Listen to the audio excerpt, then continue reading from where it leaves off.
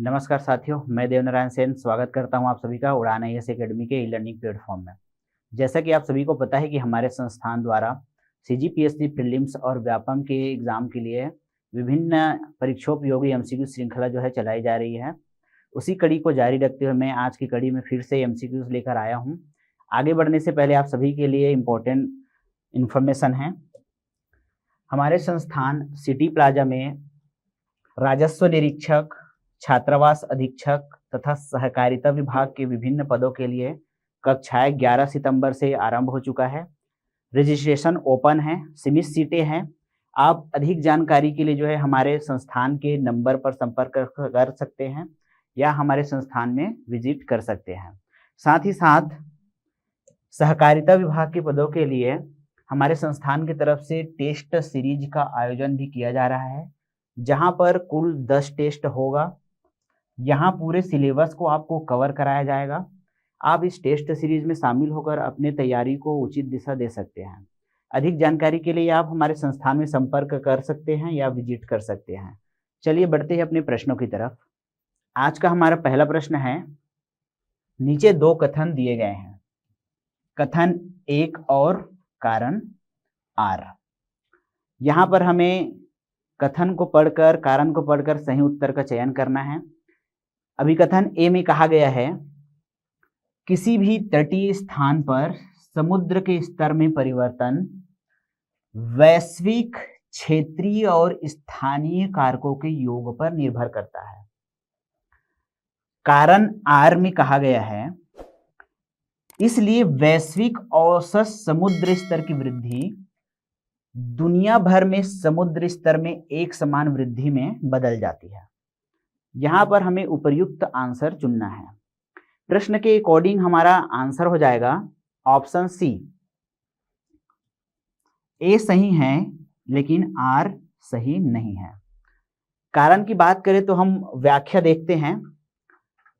वैश्विक औसत समुद्र स्तर की वृद्धि दुनिया भर के स्तर में एक समान वृद्धि में परिवर्तित नहीं होती है, क्योंकि स्थानीय समुद्र स्तर के परिवर्तन विभिन्न प्रकार के कारकों से प्रभावित हो सकते हैं, जैसे समुद्र की धाराओं और मौसम के पैटर्न में परिवर्तन, और वैश्विक औसत से काफी भिन्न हो सकते हैं।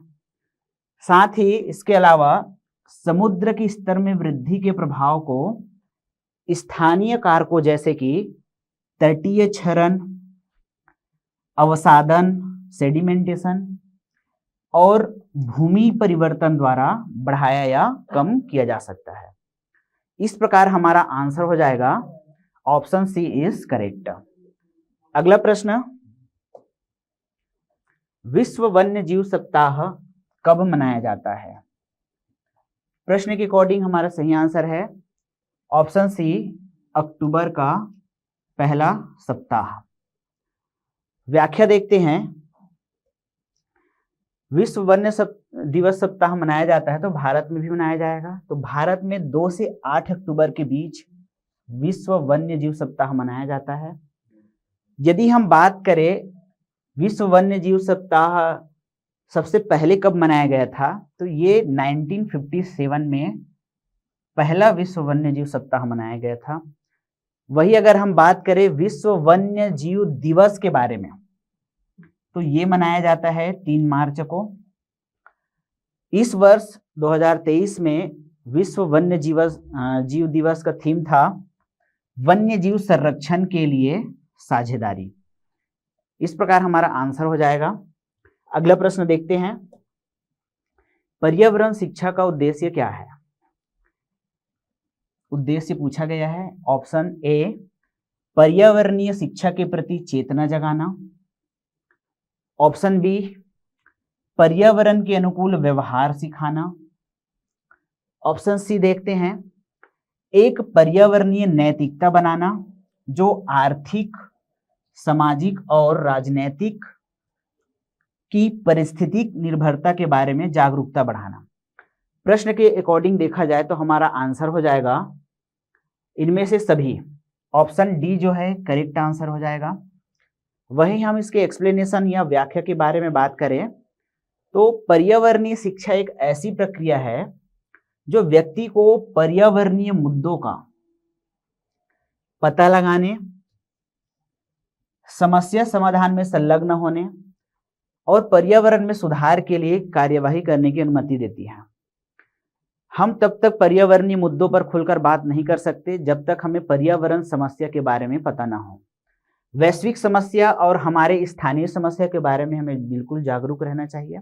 प्रश्न के अकॉर्डिंग हमारा आंसर हो जाएगा। चलिए बढ़ते हैं अगले प्रश्न के अनुसार। हमारा अगला प्रश्न है, पर्यावरणीय शिक्षा का उद्देश्य क्या है? ऑप्शन देखते हैं। ऑप्शन ए, पर्यावरणीय शिक्षा के प्रति चेतना जगाना। ऑप्शन बी, पर्यावरण के अनुकूल व्यवहार सिखाना। ऑप्शन सी, एक पर्यावरणीय नैतिकता बनाना जो आर्थिक, सामाजिक और राजनीतिक की पारिस्थितिक निर्भरता के बारे में जागरूकता बढ़ाना। ऑप्शन डी, इनमें से सभी। प्रश्न के अकॉर्डिंग अगर देखा जाए तो हमारा आंसर हो जाएगा ऑप्शन डी, इनमें से सभी इज करेक्ट आंसर। क्योंकि एक्सप्लेनेशन देखते हैं हम लोग। पर्यावरण शिक्षा एक ऐसी प्रक्रिया है जो व्यक्ति को पर्यावरणीय मुद्दों का पता लगाने में मदद करता है, समस्या समाधान में संलग्न होने और पर्यावरण में सुधार के लिए कार्यवाही करने की अनुमति देती है। ओवरऑल आप ये समझिए कि आप जब तक वैश्विक मुद्दों को नहीं समझेंगे, पर्यावरणीय समस्या को नहीं समझेंगे, तब तक उसके लिए आप उचित समाधान की भी व्यवस्था नहीं कर सकते। प्रश्न के अकॉर्डिंग हमारा आंसर हो जाएगा। बढ़ते हैं अगले प्रश्न की तरफ। अगला प्रश्न है, निम्नलिखित में से कौन सा अनुक्रम छोटे आकार से लेकर बड़े आकार के कणों के मृदा कणों के क्रम का सही प्रतिनिधित्व करता है? प्रश्न में पूछा गया है छोटे आकार से लेकर बड़े आकार के कण के मृदा कण के बारे में। इसके अनुसार हमारा आंसर हो जाएगा ऑप्शन डी, मिट्टी, गाद, बालू और बजरी जो है करेक्ट आंसर होगा। व्याख्या देखते हैं, एक्सप्लेनेशन। यहां पर international society of soil science के अनुसार कणों के प्रकार तथा उसका आकार दिया गया है। मिलीमीटर में इसका जो है व्यास पर हम बात करेंगे। मिट्टी को अगर देखा जाए तो इसका आकार होता है 0.002 से कम की बात कही गई है। वहीं अगर देखा जाए तो गाद का जो आकार होता है वो होता है 0.002 से 0.02। साथ ही हम बात करें महीन रेत के बारे में तो इसका आकार होता है 0.02 से 0.20 के बीच में। खुरदुरी रेत के बारे में बात करें तो 0.20 से 2.0। वहीं हम बजरी के बारे में बात करें तो इसका आकार होता है 2.0 और इससे ऊपर। तो ये जो आंकड़ा है हमारा है international society of soil science के अनुसार। प्रश्न के अनुसार हमारा आंसर हो जाएगा। बढ़ते हैं अगले प्रश्न की तरफ। यहां पर दो कथन दिए गए हैं, कथन 1 और कथन 2। कथन दोनों 1 और 2 को पढ़कर हमें बताना है कौन से कथन जो है सही है। कथन 1 में कहा गया है जलीय खरपतवार तेजी से बढ़ने वाले खरपतवार है जो घरेलू सीवेज जैसे पोषक तत्वों से भरपूर अपशिष्ट जल पर खेती करने पर बहुत अधिक उत्पादकता प्राप्त करते हैं। कारण जलकुंभी, साल्विनिया और डकवीड जलीय खरपतवारों के कुछ उदाहरण हैं। यहाँ पर जो कथन और कारण दिया गया है ये दोनों सत्य है। जलीय खरपतवार तेजी से बढ़ते हैं क्योंकि जो घरों से निकलने वाला पानी होता है, सीवेज का पानी हो या किसी फैक्ट्री से निकलने वाला पानी हो, वहां पर खनिज तत्वों की प्रचुरता अधिक होती है और खनिज तत्वों की अधिक प्रचुरता से वहां पानी में मौजूद कुछ प्रकार की पादप जैसे जलकुंभी, साल्विनिया और डकवीड ये बहुत तेजी से ग्रोथ करता है। इसको हम लोग अतिपोषण के नाम से जानते हैं और कुछ ही समय में ये पूरे जलीय पारितंत्र को क्या करते हैं, पूरा दूषित कर देता है, और ये अतिपोषण उस जलीय पारितंत्र के नष्ट होने का कारण भी बनता है। प्रश्न के अकॉर्डिंग हमारा ऑप्शन ए कथन 1 और 2 दोनों सत्य है। अगला प्रश्न, यहां पर एक्सप्लेनेशन दिया गया है। नेक्स्ट है, एक पारिस्थितिक वातावरण के पिरामिड में तीसरा पोषण स्तर कौन सा है, हमें बताना है। आप सभी जानते हो, यहां पर ऑप्शन डी मांसाहारी जो है हमारा करेक्ट आंसर हो जाएगा। व्याख्या देखते हैं। अपने पोषण या भोजन के स्रोत के आधार पर जीव खाद्य श्रृंखला में एक विशिष्ट स्थान प्राप्त कर लेते हैं, जिसे हम उसके पोषी स्तर के रूप में जानते हैं। उसी पोषी स्तर में उत्पादक पहले पोषी स्तर से आता है, शाकाहारी दूसरे पोषी स्तर से आता है, और मांसाहारी तीसरे पोषी स्तर से संबंधित है। चलिए बढ़ते हैं अगले प्रश्न की तरफ। हमारा अगला प्रश्न है, कुडनकुलम प्रसिद्ध है, किस लिए प्रसिद्ध है? तो ये आ जाएगा हमारा आंसर ऑप्शन ए परमाणु ऊर्जा संयंत्र। ये तमिलनाडु राज्य में स्थित है, तिरुनेलवेली जिले के अंतर्गत आता है। परमाणु ऊर्जा संयंत्र यहाँ मौजूद है। एक्सप्लेनेशन देखते हैं।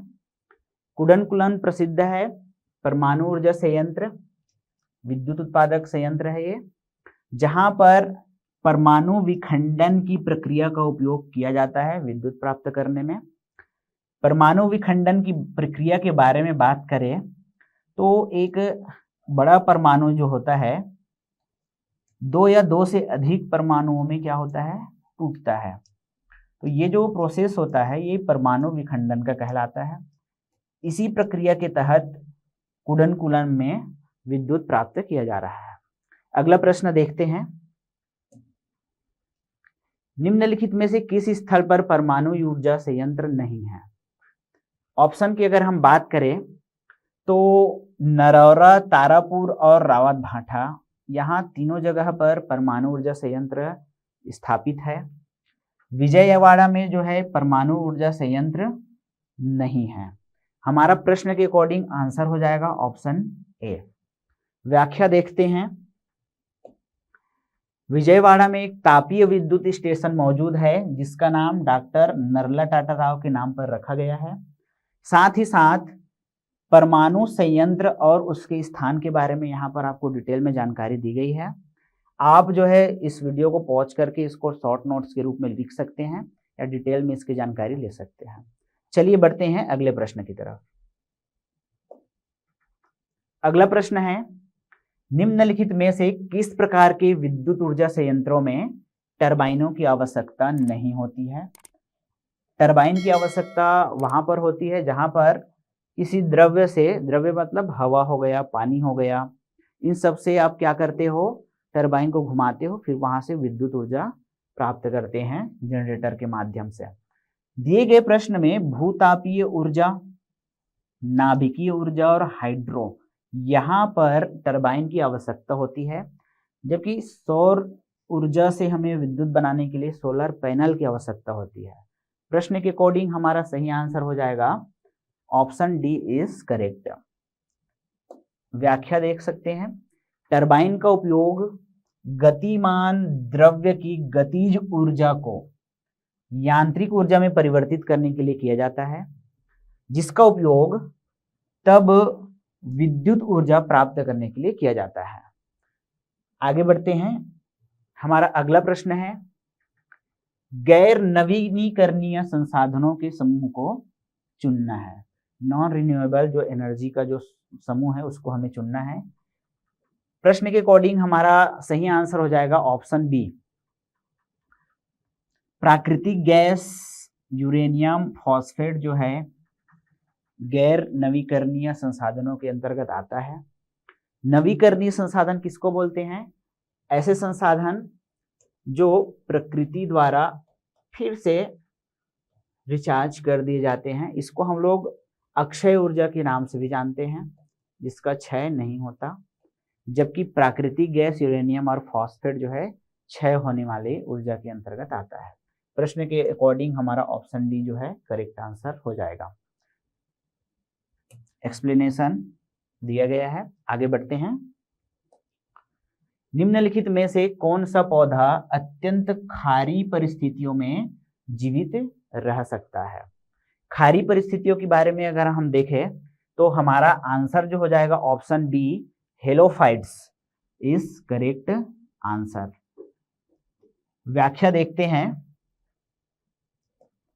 हेलोफाइट्स वे पौधे होते हैं जो अत्यधिक नमक प्रभावित मिट्टी में जीवित रहने के लिए क्या होते हैं, अपना अनुकूलन की क्षमता रखते हैं।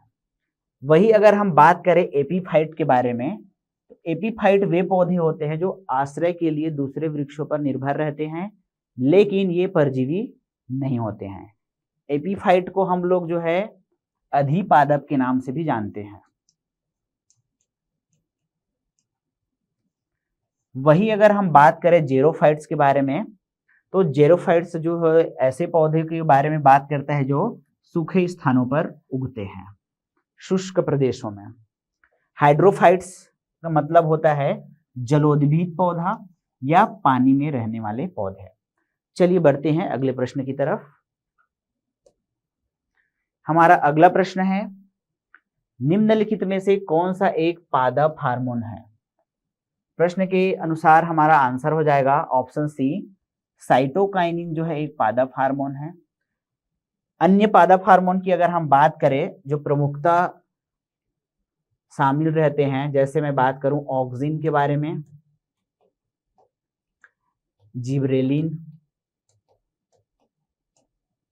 जिब्रेलिन एक होता है डोर्मिन, एक होता है एथिलीन, एक होता है एब्सिसिक अम्ल। ये सभी क्या है, प्लांट हार्मोन कहलाते हैं। चलिए बढ़ते हैं अगले प्रश्न की तरफ। निम्नलिखित में से कौन सा पादप हार्मोन पादपों की वृद्धि को रोकता है? पादप वृद्धि को रोकने वाला हार्मोन कौन सा होता है? प्रश्न के अकॉर्डिंग हमारा सही आंसर हो जाएगा एब्सिसिक अम्ल, option B is correct answer. व्याख्या देखते हैं, एक्सप्लेनेशन। पादप हार्मोन एब्सिसिक अम्ल पौधे की वृद्धि को रोकता है, जबकि ऑक्सिन, जिब्रेलिन और साइटोकाइनिन पादप के विकास को बढ़ावा देता है। प्रश्न के अकॉर्डिंग हमारा आंसर हो जाएगा एब्सिसिक अम्ल इज करेक्ट। चलिए बढ़ते हैं अगले प्रश्न की तरफ। अगला प्रश्न है, नीचे दिए गए कथनों पर विचार कीजिए। यहां पर 5 कथन दिए गए हैं और हमें इनमें से सही कथन को बताना है। पहला कथन क्या कहता है, प्रकाश संश्लेषण में सौर ऊर्जा रासायनिक ऊर्जा में परिवर्तित होती है। पहला कथन जो है बिल्कुल करेक्ट है। दूसरा कथन क्या है, प्रकाश संश्लेषण में कार्बन डाइऑक्साइड और जल का उपयोग होता है। दूसरा कथन भी सत्य है। तीसरा कथन क्या कहता है, प्रकाश संश्लेषण में कार्बन डाइऑक्साइड मुक्त होती है और ऑक्सीजन उपभुक्त होती है। उपभुक्त होना मतलब उपयोग होना। तो यहाँ पर ये कथन जो है गलत है, कार्बन डाइऑक्साइड मुक्त नहीं होती है, ये कथन गलत हो जाएगा। वहीं अगला कथन देखें, प्रकाश संश्लेषण में ऑक्सीजन मुक्त होती है और कार्बन डाइऑक्साइड उपभुक्त होती है, कार्बन डाइऑक्साइड का उपयोग होता है। ये वाला कथन जो है चौथा हमारा सही हो जाएगा। पांचवा कथन की बात करें तो प्रकाश संश्लेषण दिन और रात्रि दोनों समय पर होता है, ये कथन भी गलत हो जाएगा। तो प्रश्न के अकॉर्डिंग अगर देखा जाए तो 1, 2 और 4 कथन जो है हमारा सही है। तो हमारा आंसर हो जाएगा option D is correct answer. प्रकाश संश्लेषण की क्रिया में पत्तियों के क्लोरोप्लास्ट वाले पार्ट में 2 प्रकार की क्रियाएं होती है। एक को हम लोग बोलते हैं लाइट रिएक्शन और एक को बोलते हैं हम डार्क रिएक्शन। ये जो लाइट रिएक्शन और डार्क रिएक्शन है, इसको प्रकाशिक अभिक्रिया और अंधकार अभिक्रिया कहते हैं। डार्क रिएक्शन वाले पोर्शन में वातावरणीय कार्बन डाइऑक्साइड को पत्ती के अंदर एंटर किया जाता है और ग्लूकोज के फॉर्मेशन के लिए इसको यूज में लाया जाता है। इससे पहले जो लाइट रिएक्शन होता है, यहाँ पर जल का अपघटन होता है H2O का, और वो ऑक्सीजन को वातावरण में रिलीज करता है और हाइड्रोजन को एज अ फ्यूल या ऊर्जा निर्माण में यूज करता है। प्रश्न के अकॉर्डिंग हमारा आंसर हो जाएगा option D is correct answer. चलिए अगले प्रश्न की तरफ बढ़ते हैं।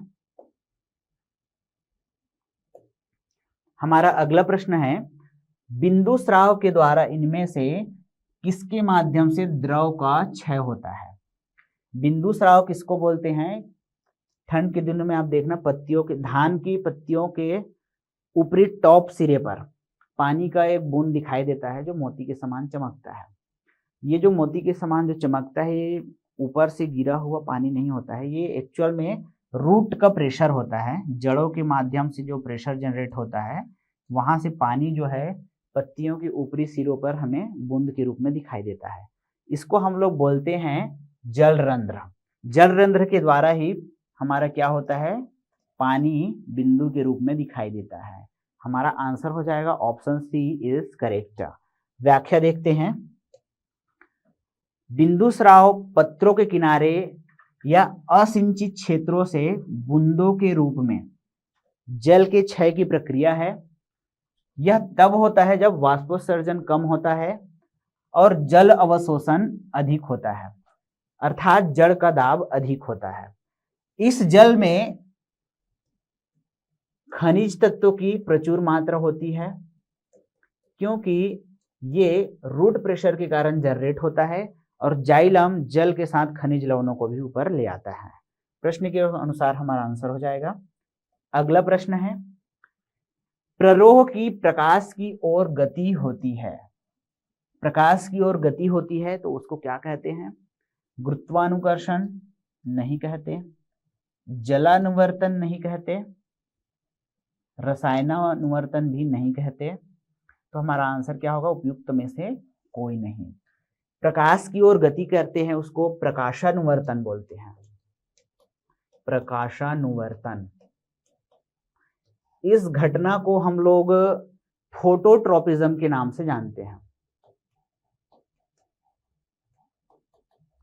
फोटोट्रोपिज्म ऐसी घटना होती है जहां पर कोई भी पादप का ऊपरी सिरा टिप प्रकाश की तरफ आकर्षित हो जाता है और पौधा जो है इसी डायरेक्शन में मुड़ जाता है।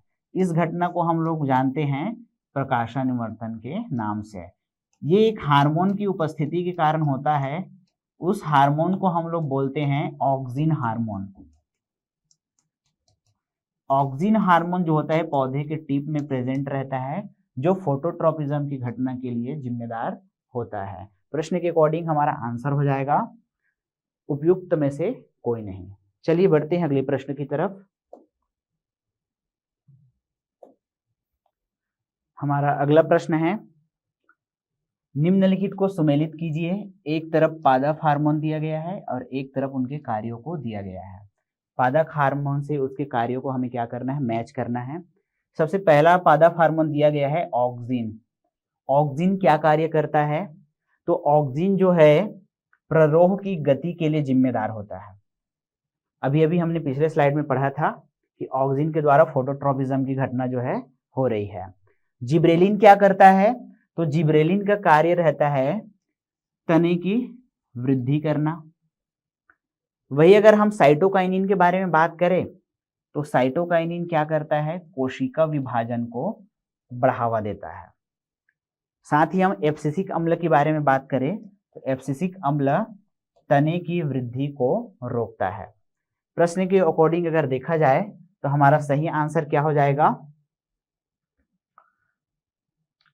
आंसर बी, ऑप्शन बी जो है हमारा क्या हो जाएगा? करेक्ट आंसर हो जाएगा। चलिए बढ़ते हैं अगले प्रश्न की तरफ। हमारा अगला प्रश्न है, एक खेत में घास पात को समाप्त करने के लिए कौन सा पादप हार्मोन उपयोग में लाया जाता है? घास पात को समाप्त करने के लिए पादप हार्मोन पूछा गया है। प्रश्न के अकॉर्डिंग हमारा सही आंसर होगा option D, 2,4-D is correct answer. व्याख्या देखते हैं, एक्सप्लेनेशन। 2,4-D डाइक्लोरोफिनॉक्सी एसिटिक अम्ल जो होता है एक कृत्रिम ऑक्सीजन होता है। इसका उपयोग व्यापक रूप से अनाज की फसलों या एक बीजपत्री पादपों में व्यापक पत्ती वाले घास पात या द्विबीजपत्री वाले घास को हटाने के लिए किया जाता है। जनरली ये कैसे कार्य करता है, तो कोशिका के अंदर जो कोशिका द्रव्य होता है जिसको हम लोग बोलते हैं साइटोप्लाज्मा, ये एक्चुअल में इसको ड्राई कर देता है। जैसे ही साइटोप्लाज्मा ड्राई होता है तो घास पर भी उसका पत्तियों पर असर दिखना शुरू हो जाता है और वो मृत हो जाते हैं। वहीं अगर हम बात करें आईबीए के बारे में, इंडोल ब्यूटरिक अम्ल के बारे में, तो इंडोल ब्यूटरिक अम्ल एक प्राकृतिक ऑक्सीजन होता है। यह तनों की कटिंग में अपस्थानिक जड़ों को उत्प्रेरित करने में भूमिका निभाता है। अपस्थानिक जड़ क्या होता है, तो जो तना आपने काटा हुआ है वहां पर छोटी छोटी जड़ों का विकास को ये क्या करता है, प्रेरित करता है। आईएए की अगर हम बात करें, इंडोल एसिटिक अम्ल, तो ये भी एक प्रकार का प्राकृतिक ऑक्सीजन होता है। यह पादपों की लंबाई और विकास में महत्वपूर्ण भूमिका निभाता है। साथ ही एनएए की बात करें, नेप्थेलिन एसिटिक अम्ल, तो नेप्थेलिन एसिटिक अम्ल भी एक कृत्रिम ऑक्सीजन होता है। चलिए बढ़ते हैं अगले प्रश्न की तरफ। हमारा अगला प्रश्न है, निम्न में से पौधों में मादा प्रजनन अंग के भागों का सही क्रम कौन सा है। मादा प्रजनन अंग के बारे में बात कर रहे हैं पौधों में, तो मादा प्रजनन अंग जो है पुष्प में रहता है। तो पुष्प का स्ट्रक्चर कैसे होता है, तो पुष्प के स्ट्रक्चर की अगर हम बात करें तो सबसे टॉप में वर्तिकाग्र होता है, फिर वर्तिकाग्र के बाद में वर्तिका मौजूद होता है। ये वाला हिस्सा कहलाता है वर्तिकाग्र। स्टिग्मा, ये वाला हिस्सा कहलाता है वर्तिका या स्टाइल, और ये वाला हिस्सा कहलाता है ओवरी का, जिसको हम लोग अंडाशय के नाम से जानते हैं। और ये वाला जो स्ट्रक्चर आप देख रहे हो जो ग्रीन कलर का होता है, इसको बोलते हैं पुष्पासन। तो सीक्वेंस क्या हो जाएगा हमारा, देखिए वर्तिकाग्र, वर्तिका, अंडाशय और पुष्पासन। कहाँ दिया गया है सीक्वेंस, वर्तिकाग्र, वर्तिका, अंडाशय और पुष्पासन। ऑप्शन बी जो है हमारा क्या हो जाएगा, करेक्ट आंसर हो जाएगा। अगले प्रश्न की तरफ बढ़ते हैं। यहाँ पर व्याख्या दिया गया है, आप लोग इसको एक बार रीड कर लेंगे। अगला प्रश्न है, निम्नलिखित में से किस कोशिकांग में अपना स्वयं का डीएनए होता है। कौन सा कोशिका का अंग है, कोशिकांग मतलब कोशिका का अंग जिसमें स्वयं का डीएनए होता है। हमें पता है कि नाभिक न्यूक्लियस में होता है, केंद्रक में। इसके अलावा ये प्लास्टिड में भी पाया जाता है और साथ ही साथ में माइटोकॉन्ड्रिया में भी पाया जाता है। ये रिक्तिका में मौजूद नहीं होता है। रिक्तिका में कुछ खनिज तत्व भरे रहते हैं जो तरल के फॉर्म में रहते हैं, आवश्यकता पड़ने पर कोशिका में मुक्त किए जाते हैं। प्रश्न के अकॉर्डिंग हमारा सही आंसर होगा 1, 2 और 3। ऑप्शन बी जो है करेक्ट आंसर हो जाएगा। इस प्रकार से ये आज के वीडियो श्रृंखला का हमारा लास्ट क्वेश्चन था। क्वेश्चन पसंद आया, वीडियो अच्छा लगा तो लाइक, शेयर और सब्सक्राइब करना न भूलें। चलिए मिलते हैं अगले वीडियो में। धन्यवाद।